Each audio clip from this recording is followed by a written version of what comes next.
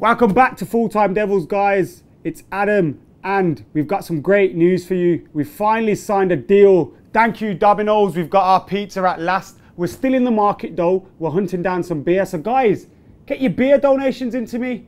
Spitting feathers here. We're with Rebecca now, and Rebecca's got some great news for us on the transfer market, and Tony Kroos in particular. Rebs, what have you heard? Well, to be honest, Adam, I'm not quite sure it's great news, but it's news anyway. But on a day like today, any news coming out of Old Trafford is good news, I suppose, because we're not getting anything. Sound of silence, really. Basically, been speaking to a source of mine in Germany, works for a main German newspaper out there. In the know. Yeah, my IPA. As it were.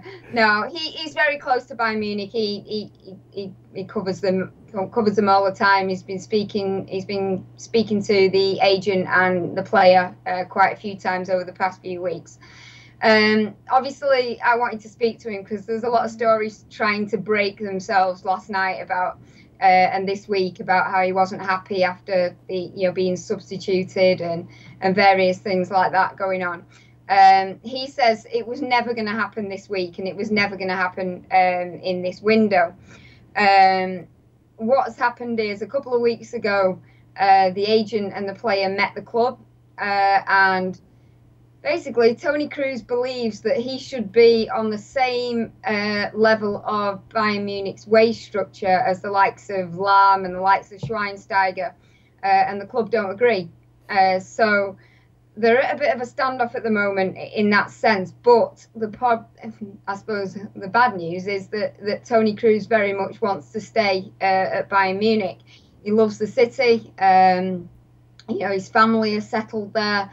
Everything's sorted. So ideally, so we've been used again, Rebecca. Pardon? We've been used in contract negotiations again. Exactly. That's the point, because as he put it to me.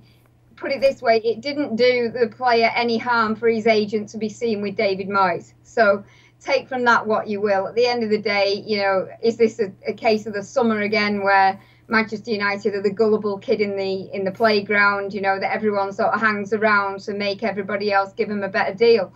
Now, what's going to happen is they're going to meet again in April. And his feeling is that Bayern Munich will try and split the difference. He doesn't think that they will give him the money that he wants. So then obviously it's going to be down to the player. Interestingly though, his view, and this is only his view, is that Tony Kroos would actually prefer a move to Spain rather than England. He says he's a very big admirer of the way they play football in Spain. So if he was to get any interest from the likes of Barcelona, the likes of Real Madrid, United could be knocking on the door of an empty house, to be honest with you, from his point of view. So obviously he's in a unique position, Adam. He can sort of hedge his bets till the summer. He can see what's on the table from Bayern Munich. Obviously then he'll know what's happening in England, whether United have qualified for the Champions League, who else wants him, and he can make a decision. So as has been pointed out to me, he's in a very, very powerful position, Tony Kroos, and there's a lot of people, his agent has said there's a lot of clubs that are interested, but interestingly, Bayern Munich aren't going to just say, in a way, I admire them because of, we've basically been over a barrel by Wayne Rooney, haven't we? And we've given him the money.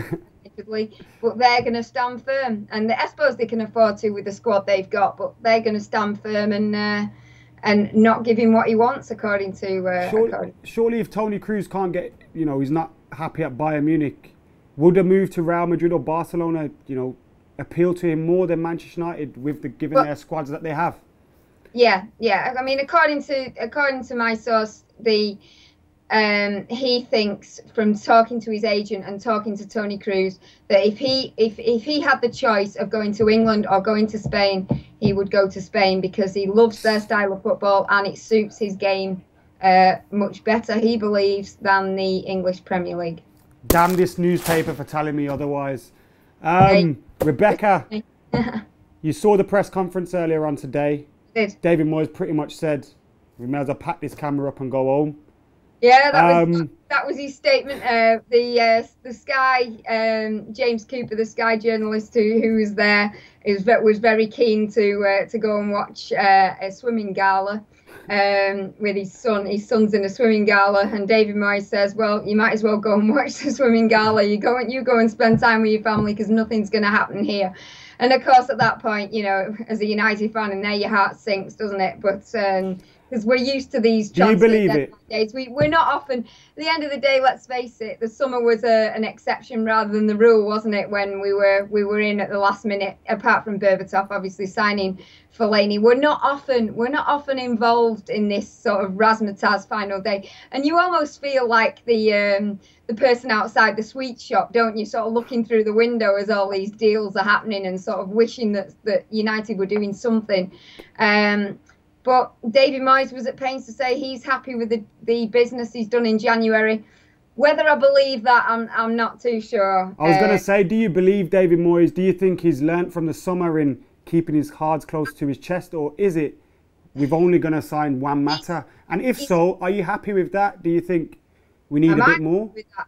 Well, David Moyes is very difficult to read. But, you know, you look at him and you think, does he think that is he happy with what he's got?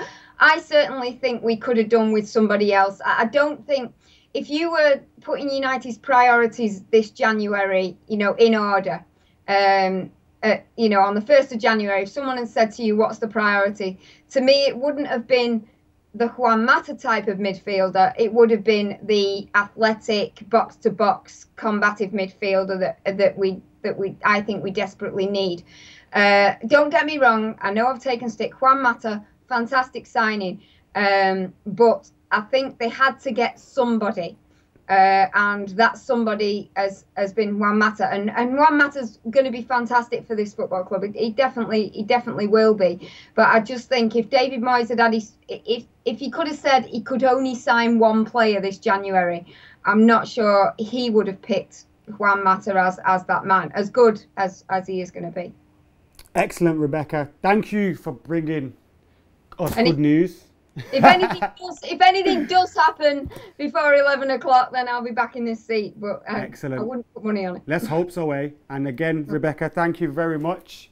Right, that's what Rebecca had to say on the Toni Kroos move and the transfer window for David Moyes. Now, I'm waiting for the unveiling of this pizza, and I can't wait because I'm starving. I'm still on the lookout for some beers, and I'm going to get ready for Red Men TV and entering the Dragon's Lair. So guys, get your comments in below. Make sure you like the video and subscribe because I'm going nowhere till we hit 46k. Cheers.